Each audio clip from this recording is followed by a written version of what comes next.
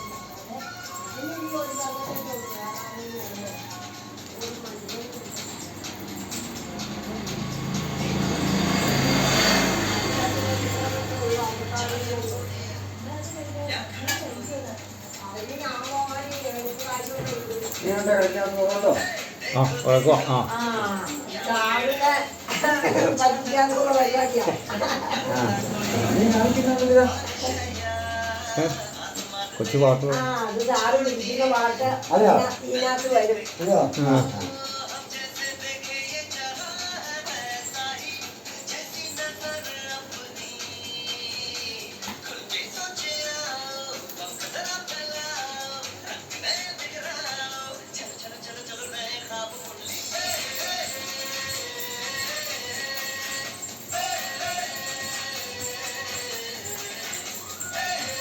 ഇത് സാറിന്റെ കുഞ്ഞുമോനല്ലേ?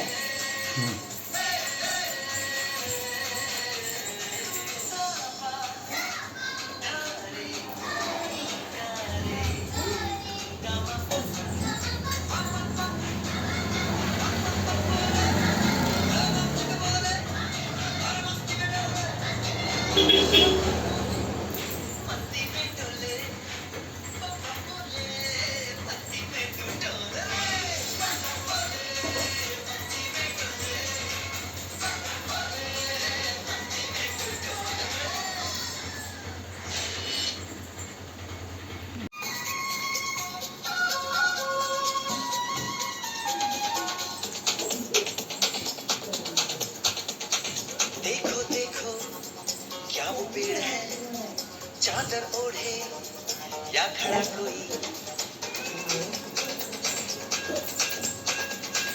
देखो देखो वो पेड़ है चादर ओढ़े या खड़ा कोई बारिश है या आसमान ने छोड़ दिए हैं कल खुले कहीं हो हम जैसे देखे ये जहां है वैसा ही जैसी नजर अपनी खुल के सोचे आओ पंख जरा फैलाओ रंग नए बिखराओ चलो चलो चलो चलो नए ख्वाब बुन ले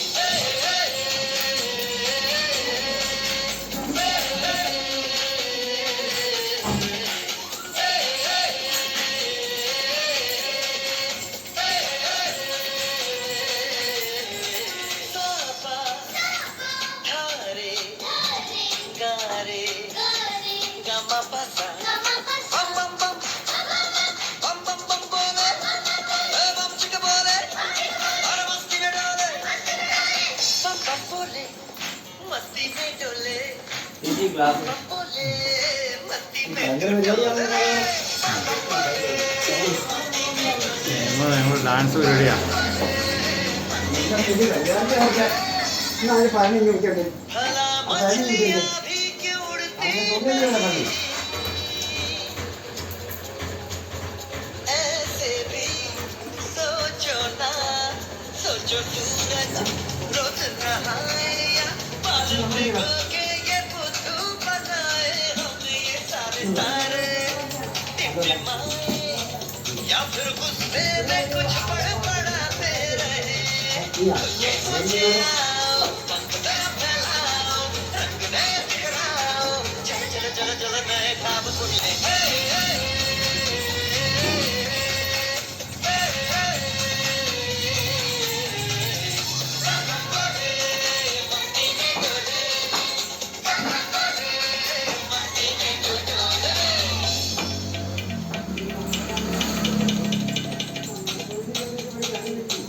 और रट रट के क्यों टैंकर फुल आंखें बंद तो डब्बा गुल ओए बंद दरवाजे खोल रे हो जा बिंदास बोल रे मैं भी हूँ तू भी है ओ मैं भी तू भी हम सब मिलके बस ഇതിനകത്ത് പിടിക്കാൻ പറ്റുമോ സാറേ ഇത് ആ ആ വിളിക്കാം. പുതിയത് വന്നതായോ ആണോ? ആ, അത് അതുകൊണ്ട് വിളിക്കാം. അറിയത്തില്ല സാറിന് അറിയാമെങ്കിൽ ആ ഒന്ന് ഞാൻ വിളിക്കാം. ആ എന്നാ വിളിക്കാം.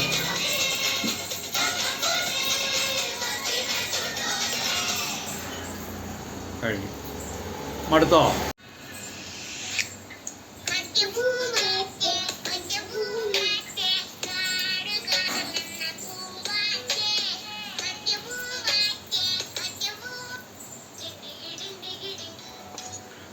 കാണാൻ പറ്റുമോ സാറേ ഇത് വിളിക്കുമ്പം ഇതിനകത്ത് പിടിച്ചിട്ടുണ്ട്. അല്ലേ ആ ഇത് സാറിൻ്റെ ആ എന്താ പിടിച്ചോണ്ടിരിക്കുന്ന ആ ഇതിനകത്ത് പിടിച്ചിട്ടുണ്ട്.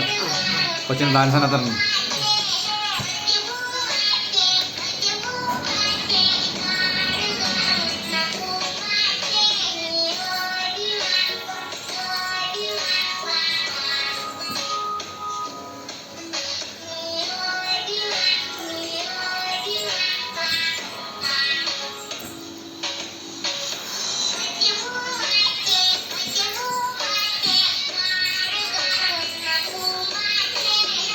You